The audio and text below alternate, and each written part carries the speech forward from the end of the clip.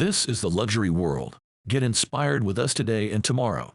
Is the renowned Rolex GMT Master 2 Pepsi nearing its end?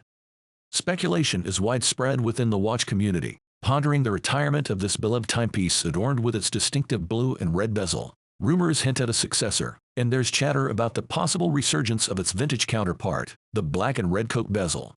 In this video brought to you by the luxury world, we will delve into the 2024 Rolex and Tudor rumor mill, exploring discussions surrounding the potential departure of Pepsi and the emergence of its successor. We will examine the plausibility of these developments and their implications for Rolex's future strategies. If you still have not subscribed to our channel, make sure to do it now so you can stay updated on our future videos. Yacht-Master updates.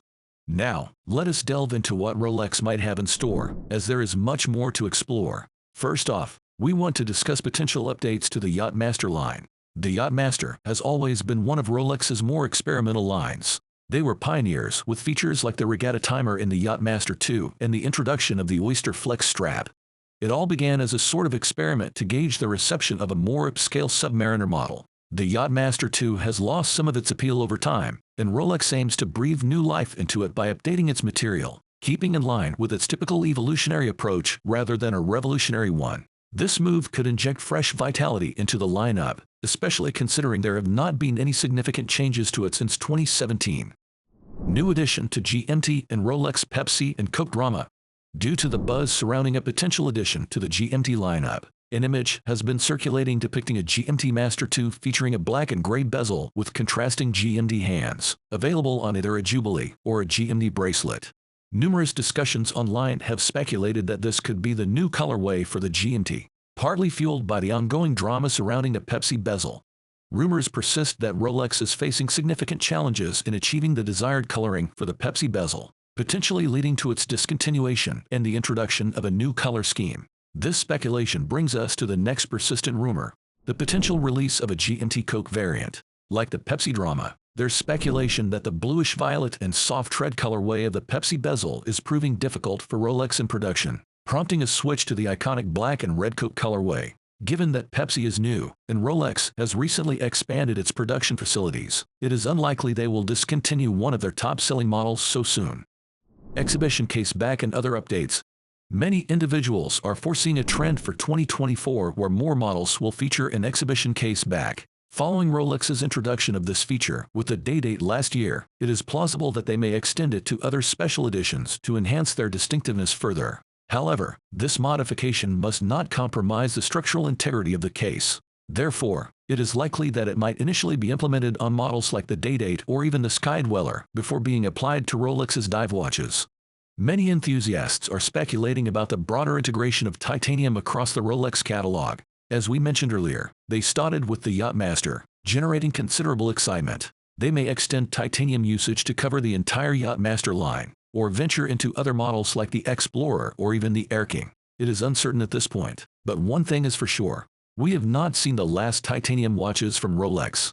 Furthermore, some suggest that the celebratory Oyster Perpetual, known for its vibrant colors introduced in 2020, might mark the end of this colorful era, with entirely different hues anticipated for 2024. This would mean bidding farewell to iconic shades like Tiffany Blue and Candy Pink. While this speculation might seem fanciful, it is not entirely implausible, and it certainly adds an element of excitement to the discussion. Expansion of the 1908 line. Now, let us ground ourselves with a prediction that is a bit more realistic. It is almost certain that last year Rolex bid farewell to the outdated Cellini line and welcomed the new 1908 collection, which aims to re-establish Rolex's presence in the realm of dress watches. Currently, there are yellow and white gold versions available. We might see the addition of a rose gold variant to the 1908 lineup, or the introduction of new complications. This could include features such as a moon phase display or some form of calendar complication. In any case, there will be developments within the 1908 line, and we're leaning towards the anticipation of added complications. The Rolex Explorer. Lastly, we want to discuss something more probable and anticipated by many Explorer fans.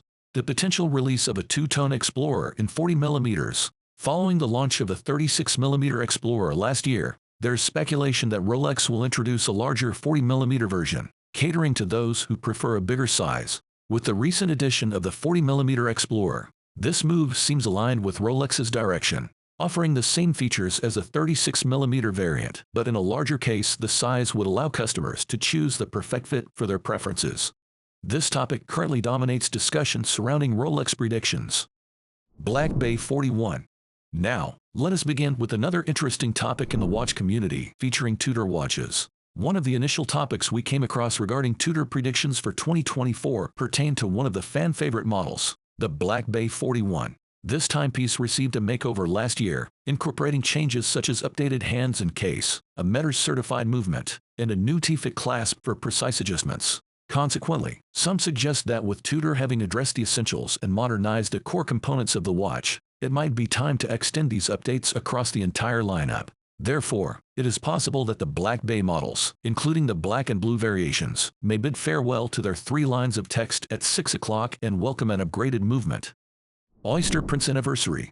Moving on to our next prediction, we take a journey back to 1945 with the release of the Oyster Prince Anniversary, Tudor's inaugural diver watch, the Tudor Oyster Prince Submariner Reference 7922. This timepiece holds significance not only as Tudor's pioneering dive watch but also for its distinctive feature, the vintage Tudor logo on the dial alongside a Rolex crown on the crown itself. Fast forward 70 years from 1945, and we find ourselves in an anniversary year for the Oyster Prince Submariner. Who is better than Tudor to reinvigorate their classics and offer them a renewed chance to shine? While Tudor already paid homage to the 7922 with the Black Bay 54, featuring a 37mm case, last year, there's potential for a special edition release this year, considering the current model only comes in black. Similarly, with the Black Bay 58, it would be unexpected for Tudor to limit themselves to just one color or material. Therefore, there is a keen anticipation regarding what Tudor has in store for the Black Bay 54 this year. FXD GMT. The next forecast is associated with the Pelagos FXD GMT. The FXD line is positioned as Tudor's most rugged and masculine watch series, often dubbed as the ultimate modern-day military diving watch. While it may be a jest, Tudor describes it as such. They have already introduced a chronograph version of the FXD for the Alinghi Red Bull Racing Team, which boasts a striking appearance with its 43mm black carbon composite case and red and blue colors reflecting the team's branding. Many speculate that Tudor will continue this trend by introducing a GMT version of the Pelagos FXD, not affiliated with the Alinghi Red Bull team, but certainly featuring design elements and collaborations with other adventurers in Tudor's repertoire. What are your thoughts on the topic that we discussed today in this video? We would like to see your answers and opinions in the comments section. If you liked this video, we will be glad if you let us know that too. Do not forget to follow us and give us a thumbs up if you like this video. Once again, this is the Luxury World, and we look forward to seeing you again in our future videos.